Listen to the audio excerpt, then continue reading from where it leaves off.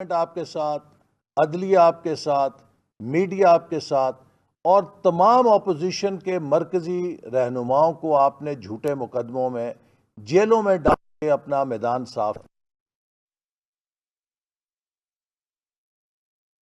وفاقی وزیر منصوبہ بندی احسن اقبال نیوز کانفرنس کر رہے ہیں۔ ان کا کہنا تھا کہ عمران نے خود اعتراف کیا کہ ان کی حکومت کوئی اور چلا رہا تھا۔ ان کی جانب سے یہ کہا جا رہا ہے کہ وفاقی وزیر منصوبہ بندی احسن اقبال اس وقت نیوز کانفرنس کر رہے ہیں۔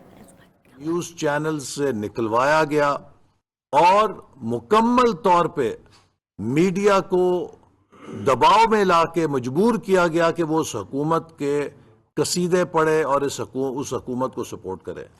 تو اسٹیبلشمنٹ آپ کے ساتھ، عدلیہ آپ کے ساتھ، میڈیا آپ کے ساتھ، اور تمام اپوزیشن کے مرکزی رہنماؤں کو آپ نے جھوٹے مقدموں میں جیلوں میں ڈال کے اپنا میدان صاف کیا ہوا تھا۔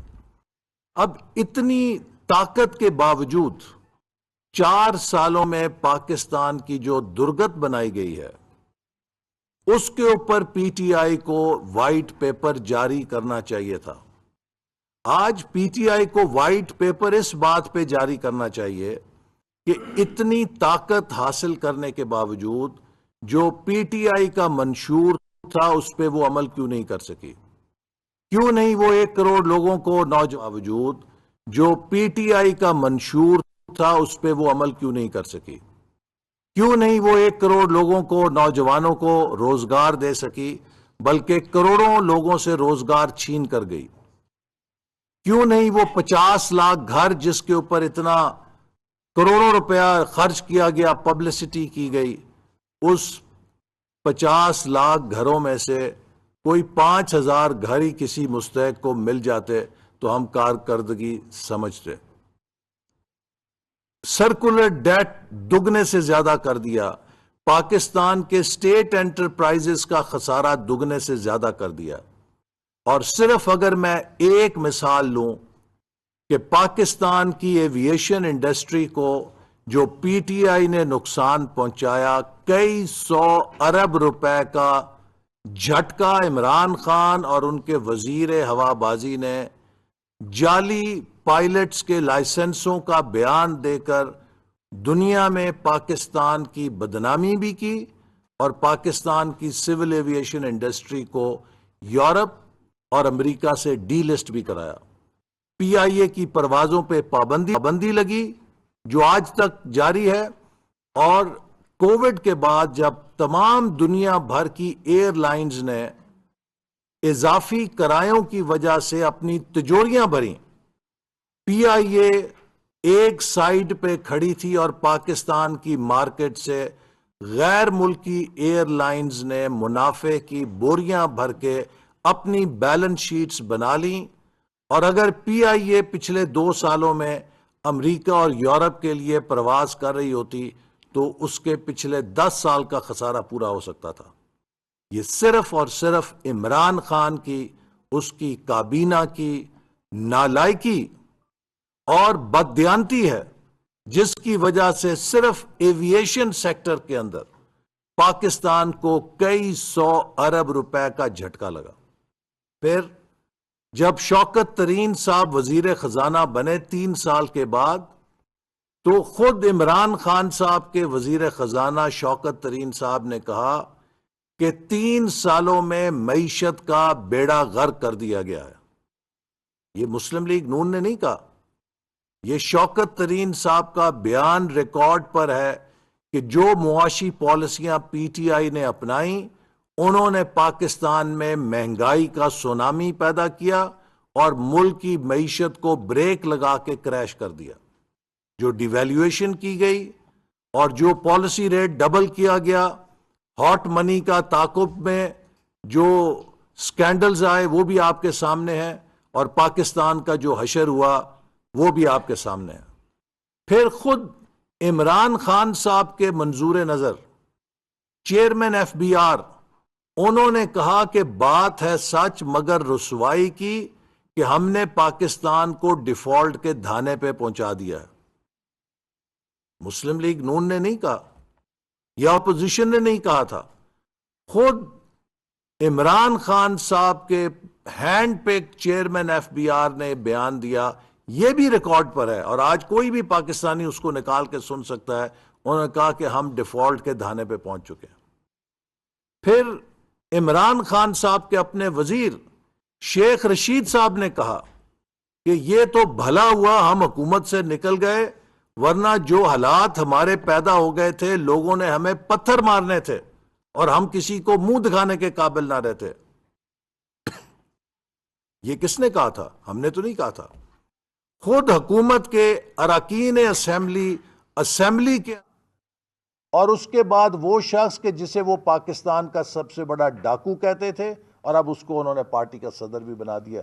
آپ کس گورننس کی بات کرتے ہیں؟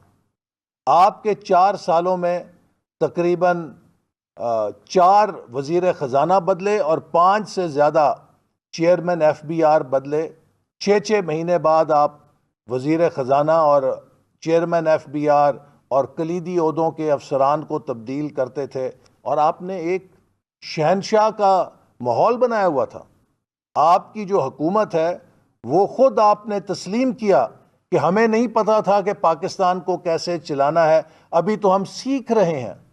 عمران خان صاحب، آپ کی 4 سال کی حکومت پاکستان کی تاریخ کا ہے، ابھی تو ہم سیکھ رہے ہیں۔ عمران خان صاحب، آپ کی 4 سال کی حکومت پاکستان کی تاریخ کا نہیں، دنیا کی تاریخ کا مہنگا ترین اپرینٹسشپ پروگرام ثابت ہوئی ہے کہ ایک شخص نے وزارت عظمیٰ کی ٹریننگ لیتے لیتے پورے ملک کی معیشت کو ڈبو دیا۔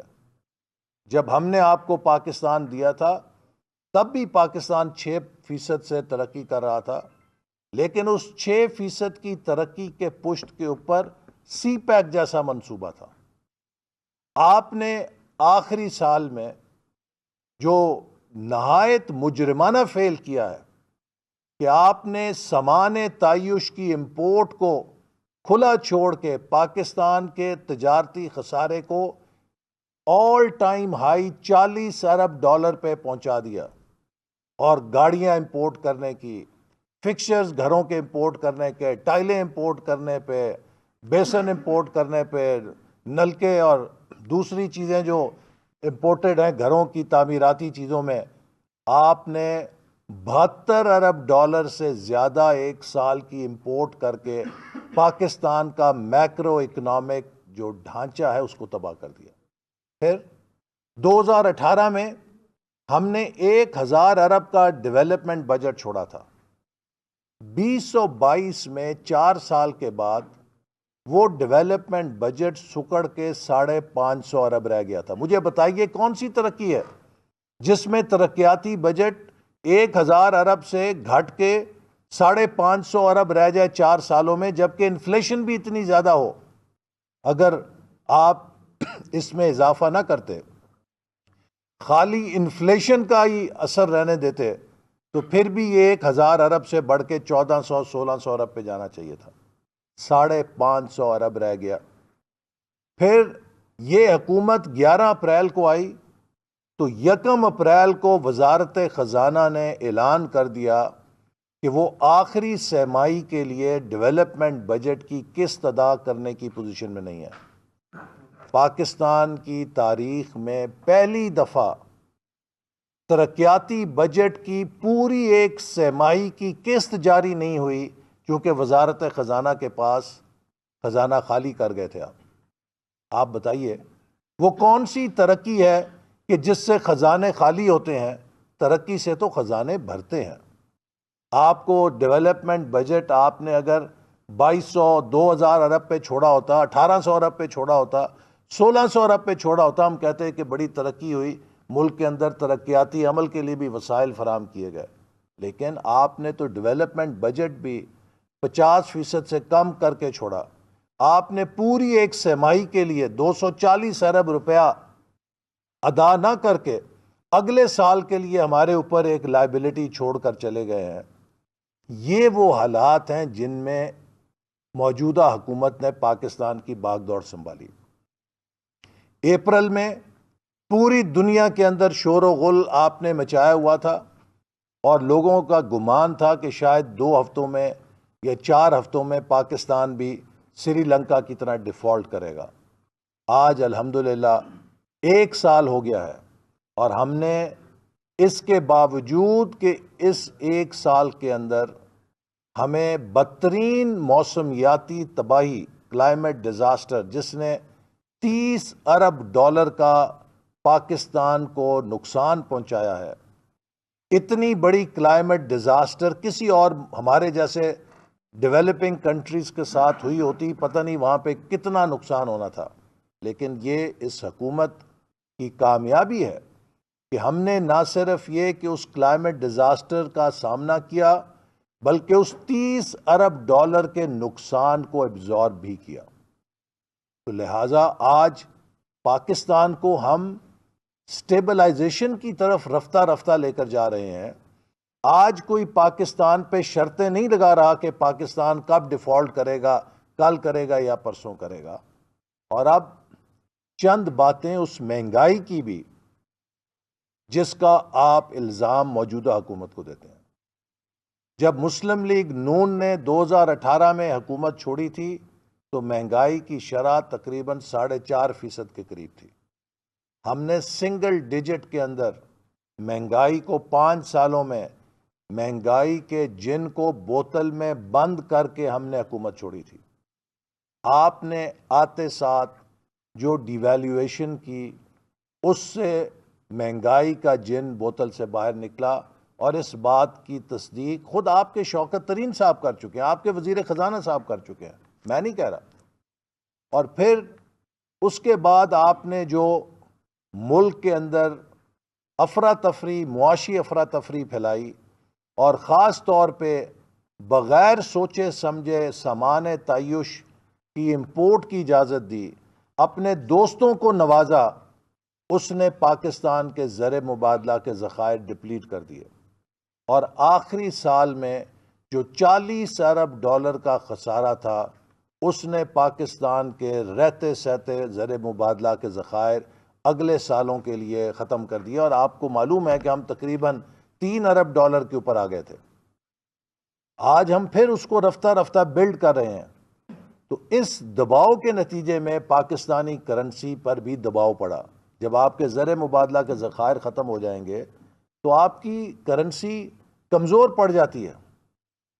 اس پر سونے پہ سہاگا جب آپ نے دیکھا کہ آپ سے معیشت نہیں چل رہی اور معیشت بینکرپٹ ہو سکتی ہے، تو آپ نے ہاتھ پیر مار کے فوری طور پہ IMF کے ساتھ ایک معاہدہ کیا۔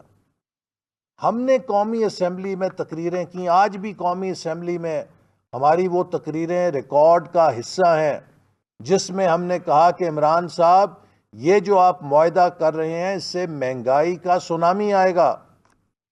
آپ نے ہماری بات نہیں سنی، لیکن چونکہ آپ بہت ڈیسپریٹ تھے، آپ کو پیسے کی ضرورت تھی، آپ نے فوری طور پہ آنکھیں بند کر کے اس معاہدے پہ دستخط کیے۔ آج وہی معاہدہ ہمارے پاؤں کی زنجیر ہے، کیونکہ جب ہم IMF سے بات کرتے ہیں تو وہ کہتے ہیں کہ ہمیں نہیں معلوم کہ شوکت ترین یا حفیظ شیخ کون تھا، ہمیں یہ معلوم ہے کہ پاکستان کے وزیر خزانہ نے اس پہ دستخط کیے ہیں۔ تو اگر آپ IMF سے مدد لینا چاہتے ہیں، پہلے اس معاہدے پر عمل کریں، اس کے بعد ہم آپ سے بات کریں گے۔ اور آج ہم مجبور ہیں کہ اس IMF کی شرائط پر عمل کریں جن پر آپ دستخط کر کر گئے تھے۔ تو لہٰذا اس مہنگائی کی برپا ہونے کی ایک بڑی وجہ آپ کا وہ IMF کا معاہدہ ہے، اس کی شرائط ہیں جن پر موجودہ حکومت کو عمل درآمد کرنا پڑ رہا ہے۔ اس کے ساتھ ہی جیسے میں نے کہا کہ ایکسٹرنل فرنٹ کے اوپر جو یوکرین کی جنگ ہوئی، اس نے بھی جو کموڈٹی آئٹمز ہیں ان کی قیمتوں میں بین الاقوامی سطح پہ کئی گنا اضافہ کیا، اور اس سے جو ایک گلوبل انفلیشن پیدا ہوئی، آج امریکہ میں، یورپ میں، برطانیہ میں بھی اس مہنگائی کے اثر